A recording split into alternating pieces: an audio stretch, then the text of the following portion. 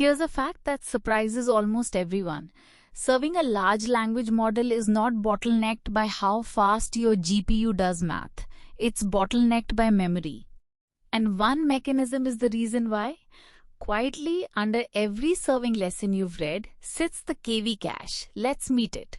Start with how a model writes. It's autoregressive. It produces one token, sticks it on the end, and runs the whole thing again for the next one. Now picture the naive version. Every step, the model rereads the entire sequence from scratch, recomputing the attention keys and values for every previous token, every time, and that's wasteful because those keys and values don't change. The work you did on token 3 is identical the next step and the step after that. So we cache them, process a token once, store its keys and values, and on the next step you only process the one new token. It attends to everything cached behind it. That flips each step from reprocess everything into process one token. Enormous win, but there's a catch, and the catch is the whole story. That cache has to live in GPU memory for the entire request, and it's big.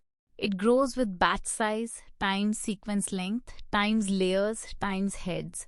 For long context, the cache can dwarf the model's own weights. So now you see it. GPU memory, not raw compute, caps how many requests you can serve at once, which makes how you manage that memory the entire ballgame. And the naive way manages it terribly.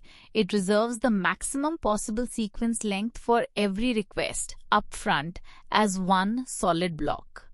Think about how wasteful that is. A request that uses 40 tokens still locks memory for 2000. The pool fills with empty reservations and only a handful of requests fit.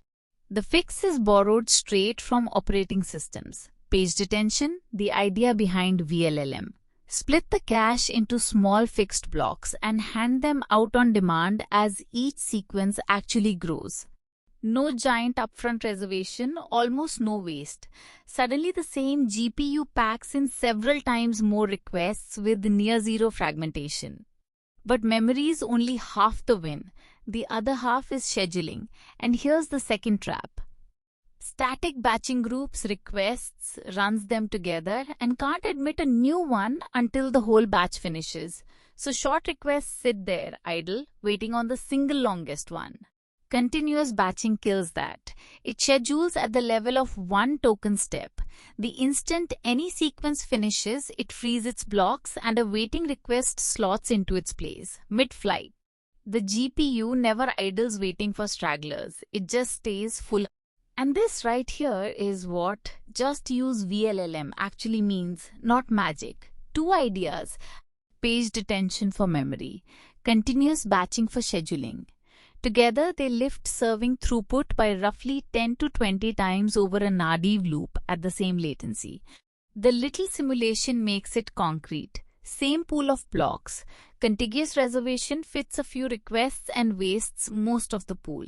Paged allocation packs many more in, with basically zero waste. And once you internalize this one mechanism, the rest of serving clicks into place. Cost numbers, throughput numbers, why routing and caching pay off. All of it traces back here. So remember the shape of it. The KV cache is why inference is memory bound.